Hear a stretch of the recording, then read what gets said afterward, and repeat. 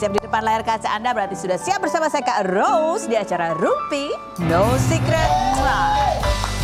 Ditemani oleh Daniel di pojok sana dan tentunya sudah hadir beberapa bintang tamu yang akan berbagi ceritanya. Salah satunya yang kemarin baru saja melaksanakan ikrar talak. Ada Bedu. Assalamualaikum Bedu. Waalaikumsalam Kak Feni, Kak Rose. Bedu itu berarti ikrar talaknya kalau aku baca di itu talak 1 apa talak 3? Raj'i talak masih kalau 3 bulan masih ada kemungkinan bisa rujuk lagi. Oh gitu. Kalau mau ya. Abis itu nanti ada ikrar talak lagi nggak? Hah? Abis itu ada ikrar talak lagi? Ya nggak usah, nanti tinggal diomongin lagi bisa nikah Setelah lagi. Setelah 3 bulan nggak rujuk naik? Udah. Langsung talak 3 lah. Langsung talak 3. Oh gitu. Oke, nanti kita bahas ya sama Bedu. Tapi sebelumnya kita kebojokan dulu untuk membahas yang lagi ramai di luar sana menjadi perhatian publik, baik itu untuk hal-hal yang datang dari dunia nyata maupun dari dunia maya. Sebenarnya keributan ini sudah berlangsung cukup lama ya. Cuman aku agak bingung karena postingan yang menjadi polemik itu sudah di take down. Cuman kita menemukan jejak-jejak artefaknya melalui postingan netizen yang sudah gercep. Yaitu sempat terjadi perseteruan nanti kekesalan juga kayaknya dari Sarah Sechan tuh kesel karena dikomentarin pendapatnya sama siapa tuh influencer yang namanya Tias siapa? Tias siapa? Ah ya, pokoknya kita baca dulu ya. Tulis. Tulis, aku bingung kan gak baca. Ini postingan awalnya Sarah Sechan ya. Jadi ini berkaitan dengan bencana banjir dan tanah longsor di kawasan Sumatera itu yang diduga akibat ya tanah itu sudah tidak banyak lagi penjaganya karena hutannya banyak dibabat digantikan oleh perkebunan sawit. Terus kemudian Sarah Sechan itu posting tulisannya gini. When the buying stops the demand and killing stops. Jangan lagi pakai minyak goreng yang mengandung kelapa sawit. Mulai sekarang pakai olive oil, coconut oil, atau pure avocado oil. Cek juga bahan-bahan di produk kecantikan. Pastikan tidak mengandung kelapa sawit. Ini adalah ya ini dari pendapatnya Sarah Sechan. Nah yang bikin Sarah Sechan kesel itu kemudian ini tuh dikomentarin sama Sesatianing Tias namanya. Dia seorang influencer emang dia lebih banyak membagikan kepeduliannya terhadap sustainability dan ya lingkungan lah gitu ya, terhadap lingkungan. Terus dia bilang, kalau cuman pendapat kayak begitu aja itu mah ya dia menjelaskan itu pokoknya ada kata-kata yang dianggap pendapat itu tuh cuman omong kosong gitu kalau bahasa Indonesianya ya. Itu mah omong kosong, soalnya kalau diganti sama minyak yang lain justru membutuhkan apalagi gitulah. Ada videonya cuplikannya. Coba ini ya, ini yang bikin Sarah Sechan kemudian bereaksi lagi. Tuh ya, ini coba kita baca poin yang membuat Sarah Sechan seperti ini ya. Saya sok pahlawan, saya usia 51 tahun, kerja tiap hari untuk keluarga sudah lumayan lelah. Gak punya tenaga untuk jadi pahlawan seluruh rakyat Indonesia. You use my post then call it, itu tadi omong kosong. Well, let me say, you better get your together, ya kan? On what base? Atas dasar apa kamu bilang aku baser? Silahkan pakai post saya untuk feed kamu. Untuk mengedukasi, menyuarakan pendapat kamu, bukan meninggikan suara sok pahlawan kesiangan. Baser, not everyone who wants to share wants to be a hero. Bocah halu katanya gitu. Ada lagi. Sini mana tulisannya? Aduh ya ampun, ada nggak sih versi gedenya tulisannya? Hah? Baser katanya, halu girl. What year were you born katanya gitu ya kan. Terus ada lagi. Apa lagi tuh?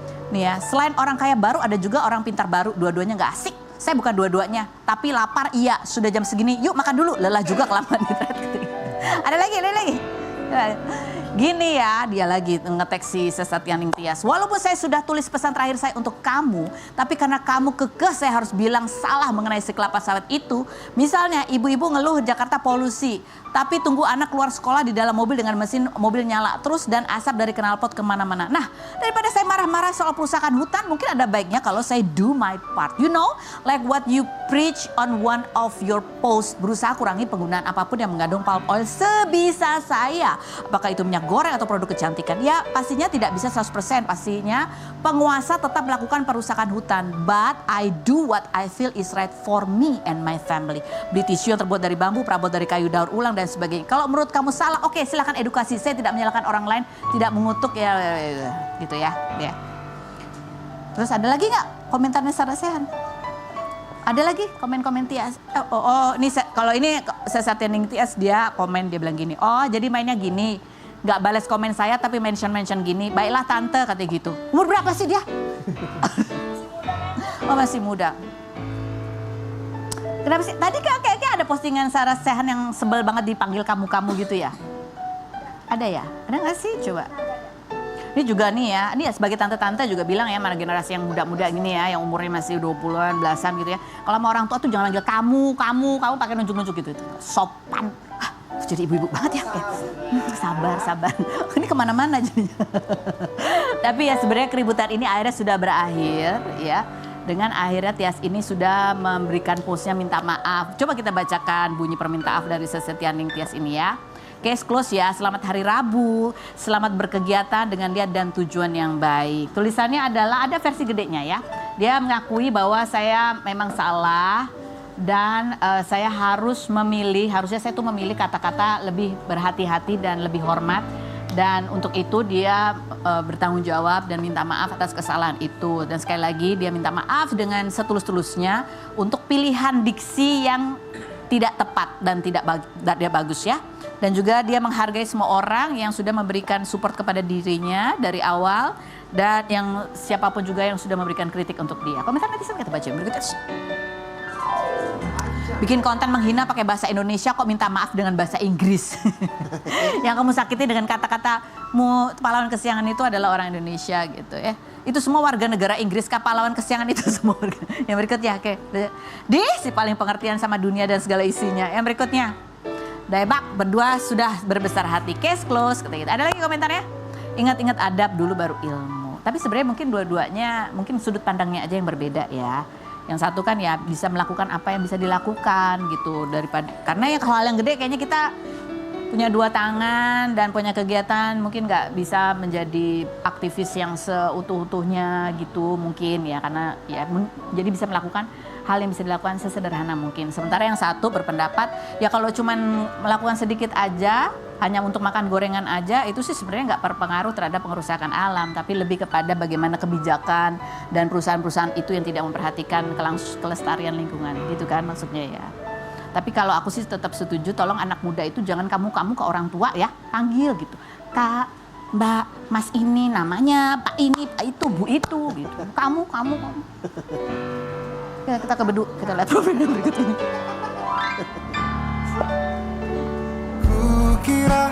Harabdu Thohar atau Bedu, komedian kelahiran 1979 yang pernah tergabung dalam grup Lawak Cagur pada 1999 ini menikah dengan Irma Kartika Anggraini selama 15 tahun dan dikaruniai 3 anak. 9 Desember kemarin resmi bercerai setelah melakukan ikrar talak dengan suara bergetar lantaran khawatir jika setelah ini mantan istrinya tidak lagi berada di jalan yang lurus. Pria yang pernah menalak sang istri sebanyak 4 kali hingga sempat melaksanakan akad nikah lagi ini mengaku pernah ada orang ketiga di pernikahannya seperti gambar yang pernah diposting mantan istrinya. Setelah bercerai, Bedu diwajibkan membayar nafkah sebesar 50 juta serta hak asuh ketiga anaknya jatuh ke tangan mantan istri, namun Bedu bebas bertemu kapanpun. Benarkah Bedu sempat menahan tangis ketika membacakan ikrar talak? Dan benarkah Bedu sedang dekat dengan seseorang? Saksikan kisah selengkapnya hanya di Rumpi No Secret. Oke, baiklah. Ini ada Bedu ya, artikelnya adalah sudah resmi cerai dan mengakui suara bergetar saat melaksanakan ikrar talak gitu. Iya. Itu kamu kalau mengingat lagi di saat itu kan momen besar juga ya dalam kehidupan kamu sebagai seorang suami, Iya. seorang kepala keluarga gitu. Apa yang bikin bergetar? Iya, mengingat anak-anak. Tanggung jawab aku sebagai kepala keluarga, apakah masih bisa punya peran yang berarti gitu? Apakah masih punya peran yang benar-benar bisa mempengaruhi tumbuh kembang anak gitu kan? Apakah aku benar-benar dengan waktu yang terbatas, dengan ruang yang juga dibatasi nantinya kan? Apakah aku masih bisa memberikan yang terbaik buat anak-anak aku gitu kan? Itu yang aku pikirkan pada saat pembacaan ikrar talak itu. Gitu. Ini kan momen yang beda ya, mungkin pada saat keputusan ayo kita bercerai secara baik-baik, kemudian proses sidang sampai akhirnya ikrar talak itu kan kayak udah final nih gitu ya. Final. Sempat ada mikir gini, aduh kayak nyesel gitu nggak? Nyesel sih enggak, cuman sempet untuk berpikir ulang apakah keputusan ini sudah tepat atau tidak. Tapi akhirnya ya karena ini perjalanan sudah jauh ya kan, kalau balik ke belakang juga nanti juga malah buang-buang waktu. Lebih baik kita berpikir ke depan, sama-sama berpikir menata kehidupan kita masing-masing agar apa yang sudah kita pilih nggak sia-sia. Oke. Gitu. Akhirnya ya udah lanjut aja akhirnya. Ini ada video wawancara setelah kamu melaksanakan ikrar talak ya. Kita lihat yang berikut dulu. Ini menarik gitu ya. Ada keprihatinan kamu. Tadinya semua ibaratnya di bawah naungan kamu sebagai kepala keluarga gitu. Ada kekhawatiran mantan istri, ibunya anak-anak itu ketika sudah berpisah. Ada apa yang kamu khawatirkan tuh apa? Iya, lost control. Lost control. Lepas pengawasan, ya kan ketika masih sama saya aja kadang-kadang suka ada lepas gitu kan. Artinya apa yang saya minta kadang dia suka nggak lakukan, kadang gitu kan. Tapi nah ditambah lagi nanti selepas berpisah dengan saya, artinya kan waktu saya udah nggak 24 jam sama dia gitu kan. Ya saya dan ditambah lagi saya sudah tidak bisa mengontrol dan mengintervensi dia lagi. Nah, udah haknya, Sementara ya? dia masih menjadi ibu anak-anak saya nantinya. Nah, saya nggak mau anak-anak saya punya tauladan, punya role model yang keluar dari jalurnya seharusnya sebagai mestinya dia menjadi seorang ibu yang baik untuk anak-anaknya. Oke. Ini sudah kamu sampaikan kepada yang bersangkutan? Oh sudah. Jadi dia bilang kan, aku nggak mau ya kayak artis-artis yang mohon maaf, aku nggak bisa Sebut namanya? Emang nggak boleh disebut juga namanya gitu. Misalnya? Tadinya berhijab, kemudian merasa bebas tanpa ada lepas hijab, terus bergaul lagi ke tempat-tempat yang harusnya kalian sudah tidak lagi menginjakkan ke tempat-tempat itulah gitu kan. Karena harusnya lebih fokus ngurus anak-anak gitu kan. Nah, saya khawatirnya seperti itu. Ya kalaupun kesana ya untuk mungkin ngerayain mengucapkan ulang tahun sama temennya nggak ada masalah. Bukan untuk hangout, untuk menghabiskan waktu untuk ya tempat-tempat yang banyak tempat yang lebih enak lah untuk menikmati suasana gitu. Jadi salah satu cara kamu menjaga dan mencegahnya gimana? Ya udah nggak bisa dicegah lagi. Ya karena dia udah bukan istri saya lagi nantinya kan. Makanya itu yang saya pikirkan. Oke. Dan mudah-mudahan anak-anak bisa mengingatkan ibunya lah gitu. Tapi sih saya yakin Anggi nggak seperti itu lagi. Maksudnya dia juga udah mulai dewasa lah. Oke. Tapi kan yang nggak ada pengawasan ibaratnya ya kalau menjadi kepala keluarga masuk dalam satu keluarga kan saling mengingatkan. Kan sebenarnya potensi seperti itu bukan cuma ibunya anak-anak, bapaknya anak-anak juga ada potensi itu juga. Yang bikin saya getar tuh justru buat saya pribadi. Gitu. Serius?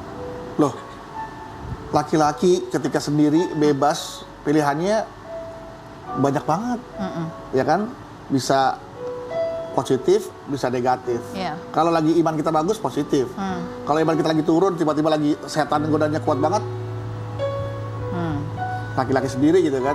Nah, itu yang justru saya takutkan. Sebenarnya perceraian yang paling saya takutkan adalah untuk diri saya pribadi sendiri sebenarnya. Saya jatuh kepada hal-hal yang negatif gitu. Oke. Baik, ini kita mau tanya dulu nih, kamu menilai perasaan kamu ya 1 sampai 10, seberapa besar perasaan bersalah terutama kepada anak-anak ya atas perceraian ini 1 sampai 10? Ya, Skalanya berapa? besar sih. Besar ya? Saya berpisah 10. tapi mau tidak mau ini harus saya ambil gitu kan. Ya, sebesar-besarnya lah. Ini kesalahan karena saya gitu. Kepada anak terutama ya? Terutama pada anak ya. Rasa kesepian, Kesepian ada pasti. berapa skalanya? Kalau di skala 1 sampai 10? Besar lah ya. Apalagi ketika kalau ketemu anak-anak tuh. Alhamdulillah terakhir masih bisa nganterin Devan ke Jurang Pencaksilat, nemenin Abrar yang kakaknya cari sepatu, nemenin Maila jalan-jalan beli mainan. Masih ada kesempatan terakhir tuh sebelum talak kemarin itu masih bisa ngajak mereka jalan gitu. Dan setelah itu kapan lagi ntar ada waktunya gitu. Karena nanti khawatir ketika masing-masing sudah punya pasangan tuh pasti akan ada distorsi-distorsi nggak enakan untuk ketemu sama, padahal niatnya pengen ketemu anak, tapi khawatirnya itu bisa diterima nggak masing-masing pasangan kita gitu. Oke. Depresi? Enggak Perasaan bebas? juga, malah bebannya makin. Oke. Rasa lega? Ya walaupun lega cuman kamar doang, nggak ada orang, jadi lega. Nggak berdua sempit-sempitan gitu ya? Nggak, biasa kan saya mohon maaf ya, kalau tidur kan saya suka ngorok tuh. Kadang-kadang saya suruh tidur di bawah, dia di atas. Gitu. Sekarang mah terserah mau di atas Jadi di bawah. kamu ngoroknya lebih bebas gitu ya? Bebas sampai saya wah gitu.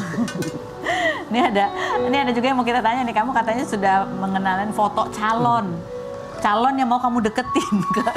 Itu malah bercanda aja sih Coba sebenarnya. kita lihat cuplikannya berikut ini.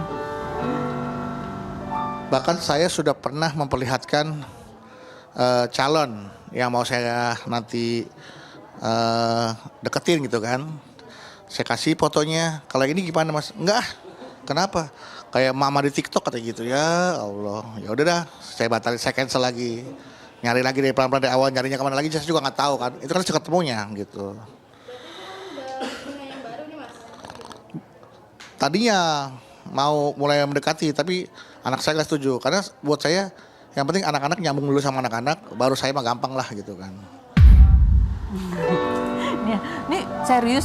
Tapi emang saya ketemunya loh. Saya lihat di IG, ada yang cakep saya follow, ada yang cakep saya follow. Enggak, emang sedemikian pengen cepat langsung punya pasangan lagi? Iya, karena saya kalau sendiri tuh khawatir. Khawatir apa sih? Ya itu tadi, terjerumus ke dalam hal-hal yang negatif. Loh, yang kemarin?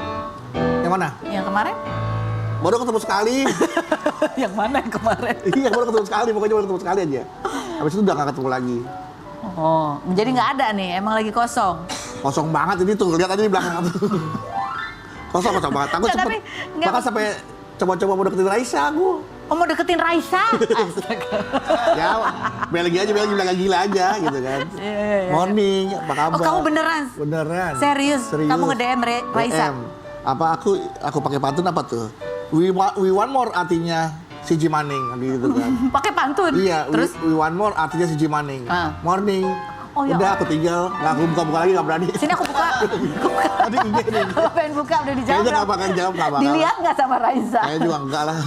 Terus nggak, maksudnya ya itu kamu, terus kamu yang kamu cari gitu, yang kamu tunjukin ke anak tuh ada kriterianya dong pasti?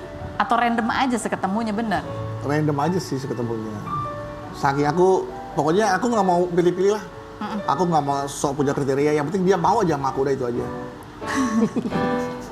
Jadi kamu tunjukin ke anak dulu. Iya. Kalau anak oke, baru kamu Hah? baru kamu deketin. Iya, itu aja dulu. Soalnya yang kan- penting anak nyambung sama anak, karena kan dia akan jadi ibu sambung. Kalau ibu sambung nggak nyambung sama anak, nggak jadi ibu sambung. Ibu nggak nyambung jadinya. Nggak, tapi kan kasihan juga anak-anak, maksudnya itu kan baru ya. Ini kan bapak ibunya baru pisah, terus tiba-tiba bapaknya nih, yang ini gimana kan anak-anak kayak, ih apaan sih gitu. Baru satu doang, makanya kalau saya kasih pilihan mungkin anak-anak bisa, ini boleh dia ayah nih, ini gitu. Karena pilihan cuma satu, orang kalau pilihan satu kan gampang, enggak, ya udah habis selesai. Nggak, tapi ini termasuk kepikiran juga nggak bahwa ya ini kan proses perceraian buat kalian orang tua tuh berat, apalagi buat anak-anak gitu. Kalian ada perjanjian nggak sih ngasih waktu berapa lama buat anak-anak sebelum ada orang baru masuk ke dalam kehidupan kalian? Nggak ada, kita berpisah tanpa ada tuntutan apa-apa. Godong gini nggak ada, saya kasih semuanya mobil sama rumah. Masalah hak asuh anak, ya kita asuh bareng-bareng gitu. Jadi kalau dalam angan-angan kamu nih, kamu mau misalnya ketemu gitu, menikah laginya masih nunggu setahun atau langsung? Iya, kalau misalkan ada mau saya kawinin. Serius? Ya, kalau dia mau. Biar apa sih? Biarin aja namanya udah gede. Bukan. Maksudnya emang nggak pilih-pilih gitu buat kamu? Nggak Buat ada aku yang trauma penting- gitu kan nggak, pernikahan sebelumnya kan? sebenarnya yang penting buat aku sih agamanya, dia paling nggak aku bisa ngeliat dari agamanya aja. Kalau agamanya ya minimal kayak Kak Ares lah gitu. Nah, apa? Apa gitu? Apa? Apa orang gua nggak beragama? Asal juga ya. Maksudnya gimana? Ya minimal dari agamanya dulu Kak Ares. Oh, itu dulu. Jadi abis itu udah ngikut aja Kecantikannya. kecantikannya. Iya. Ada trauma gitu nggak sih? Dulu kan aku cantiknya dulu baru agamanya. Oh, sekarang aku agamanya balik, dulu. agamanya dulu baru cantiknya. Jadi aku nggak repot. Oke, jadi tantangan dari pernikahan sebelumnya yang akan diperbaiki nanti di kemudian hari itu apa?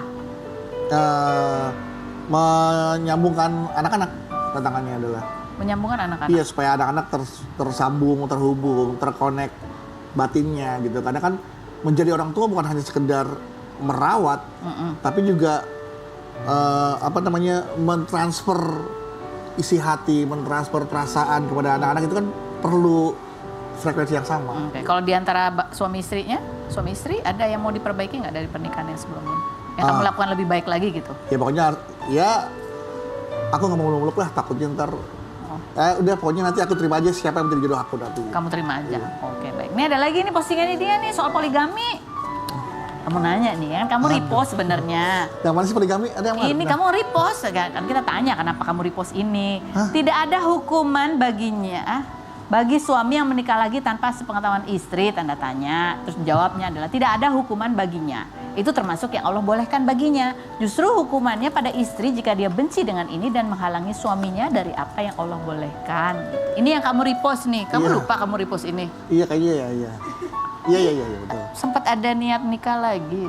Memang ada pada saat itu. Pada saat itu Iya, mau poligami gitu. mau poligami. Ya, ya itu memang sempat ada, udah itu aja. Sempat nikah lagi juga. Belum, Oh belum ya kan? belum ada. Kedepannya gitu, kebayangnya? Kebayangnya kalau Allah takdirkan ya, aku nggak berusaha untuk mengejar itu sekarang ya. Karena aku lebih fokus pada anak-anak. Oke. Tapi kalau Allah takdirkan untuk bisa aku ada di posisi itu, ya aku terima itu sebagai takdir aku sekarang. Aku akan terima itu sebagai takdir, bukan sebagai tujuan hidup aku. Oh bukan itu tujuannya, tapi Bukan kalau emang itu. terjadi, Itu sebagai takdir.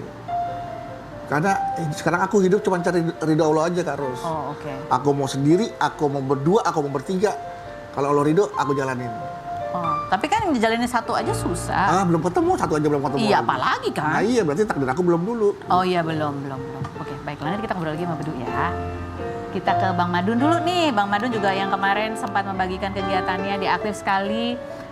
Ikut membantu menggalang dana untuk menampung ya masyarakat yang masih ingin memberikan bantuan buat saudara-saudara yang tertimpa musibah bencana banjir dan longsor di Sumatera.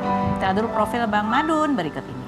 Kita sudah bersama dengan Bang Madun. Kita mau lihat dulu nih Bang Madun, nih kegiatan Bang Madun dalam membantu menggalang dana untuk donasi. Kita lihat berikut. Bang Madun, itu inisiatif dari siapa tuh Bang Madun? Aku. Dari Sendiri. Bang Madun sendiri. Aku telepon waktu udah rame tuh.